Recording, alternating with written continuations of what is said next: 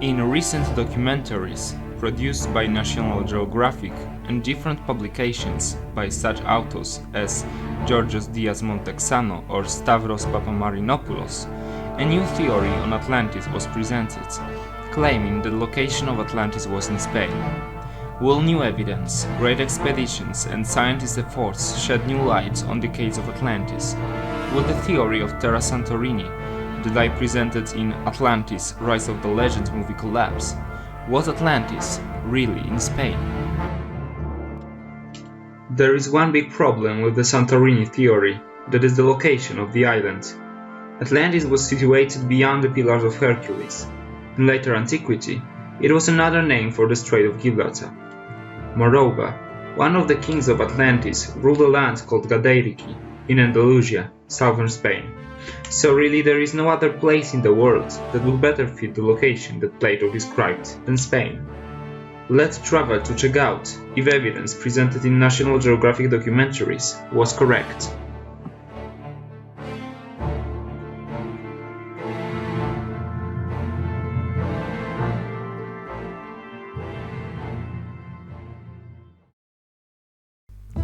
Some researchers suggest that concentric circles found in Iberia represent the city of Atlantis. Let's look at the example of warrior stelae. These come from late Bronze Age and early Iron Age and represent men, probably warriors or important people, surrounded by fighting equipment, spears, chariots and shields, sometimes in the form of concentric circles. According to Georgeos Diaz-Montexano, the circles represent the capital of Atlantis. On one hand, we cannot deny this hypothesis, because the function of the stelae is still under debate. But on the other hand, there is no point in looking for hidden agenda in these shields.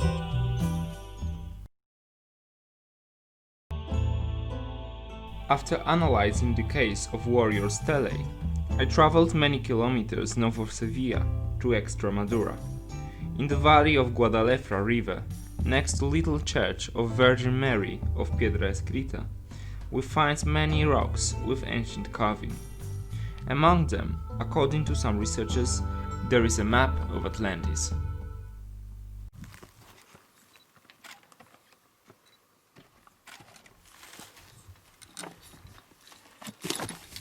Oh, that's it. That's it, we have it. Okay, so let's look what we have here.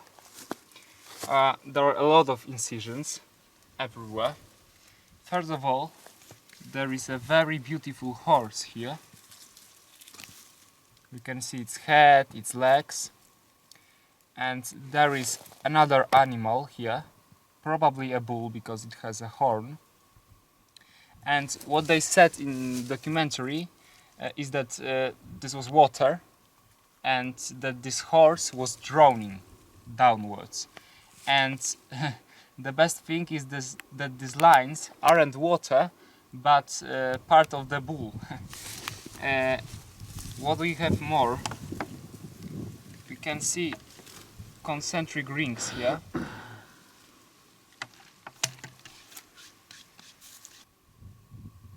here's one ring, second ring and the third ring. For them this is a symbol of Atlantis. And here we have much more, because there is an animal here, probably a bull too, with a horn. And we have two boats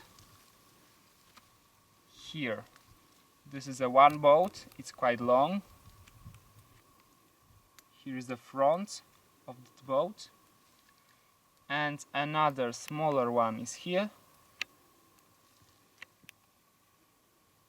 And we can see that it's sailing. And what they say is that this here is part of Iberia, of Spain, that this is Africa, so Libya, and this would be somewhere here, a Strait of Gibraltar, I suppose, and that this is Atlantis with its concentric rings. And yes, this is very beautiful and interesting. Anyway, it doesn't seem that the carvings represent the map of Atlantis. Let's now continue our trip in the great dolmen of Menga.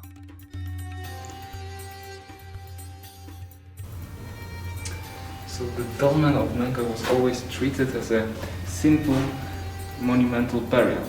But let's see something.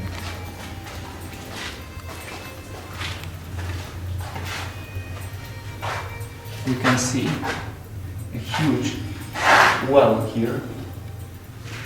Its depth is about 20 meters.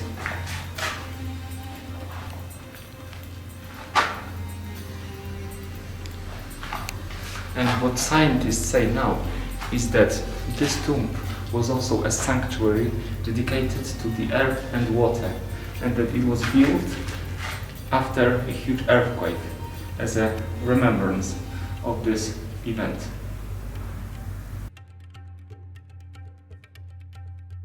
Even in Neolithic times, people built a tomb and a sanctuary in one after a big earthquake. It is theoretically possible that descendants of Atlanteans also could have built a temple as a remembrance of their destroyed city. According to Professor Richard Freund, ancient Tartessian palace of Chalcolithic is such a place.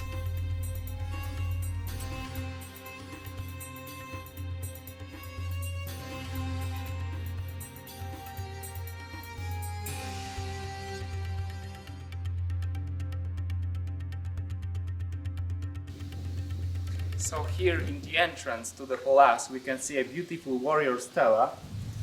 Actually the glass is quite dirty, so we have to clean this up a bit.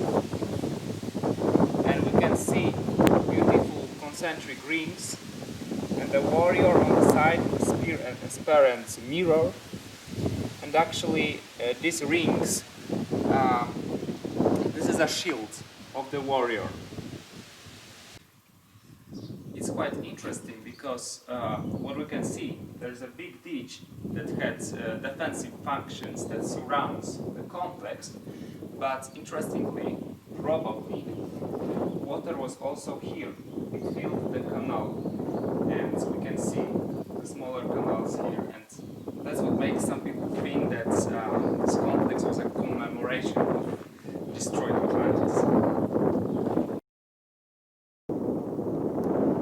So we are now in the Chalcolithic settlement of Los Millares. This is the main gate, the entrance to the city. And Chalcolithic is the period when Belpical culture flourished. And according to some people, the Belpical culture was strictly connected to the Atlantean culture.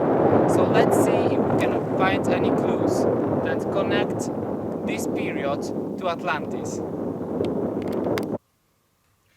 You can see these huge massive walls with the towers for the warriors, and there are 3 walls that surround the city, but in the later stage they built huge forts. Okay, so I've just climbed a hill and I'm here because not everyone knows that just next to the main settlement of Los Millares there's a beautiful fortress. This one.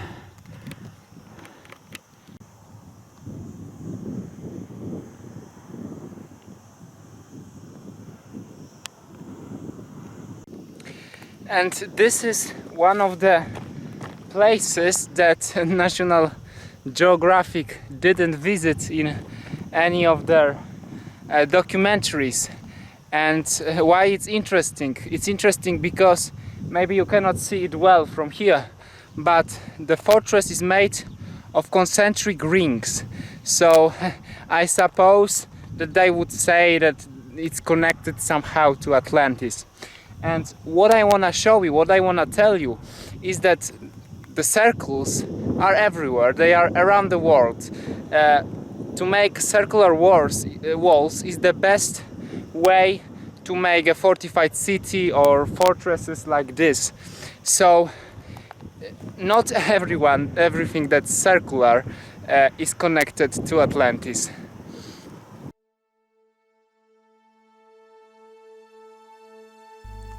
While we can doubt about shown evidence, there is only one thing that could confirm or not that the city that gave birth to the legend of Atlantis was in Spain.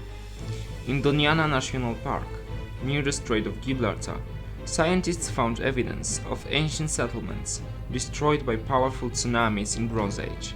But to say something more, we would have to find rest of walls and temples that up to date haven't been found. So we are now in the Doñana National Park, and here, according to different researchers, the city of Atlantis was situated.